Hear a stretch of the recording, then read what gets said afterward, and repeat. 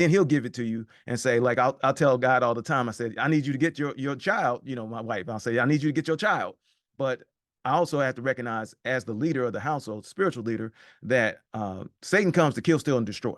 So I have to make sure that I got my life right. So some of the things that my wife says to me, I have to say, hey, look, that's just Satan trying to attack us, right? So I have to be more cognizant of saying, hey, just let certain things slide. Everything isn't a battle. Everything isn't a jab, jab, jab. Everything is, the whole big picture is for us to be here together. I told her if she can make it to 85 years together, I'll keep her around, right? So my whole point is just making sure that I'm secure within myself so I can bring that to the relationship. So a lot of guys, at least from outside looking in, a lot of guys they get sidetracked. They get let other things, like, every guy, like the locker room talk is real, right? We talk differently in the locker room than we do with one another as far as a spouse.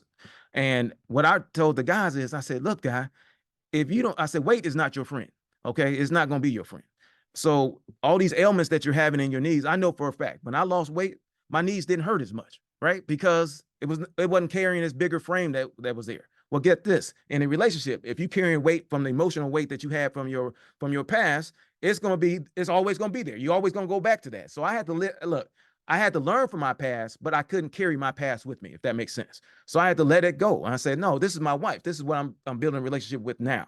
I have to let certain things go. I have to let all these things go. From talking to people all the time, you recognize that, you know what, I never got healed, to your point, from what happened in my past. I keep bringing it up over and over in my relationship. So I said, God, that's on you. I'm giving it to God. I'm gonna just give it to God, let him deal with that. Say, your Lord, use me as you want to be used. And then I had to grow from there. So it's just really just turning it over to him, adding that third chord, if you will, and saying, Lord, just help me. Like I said, I'm a big believer. Holy Spirit, guide me, because sometimes you definitely have to do it a lot, but we're so emotional, we just react.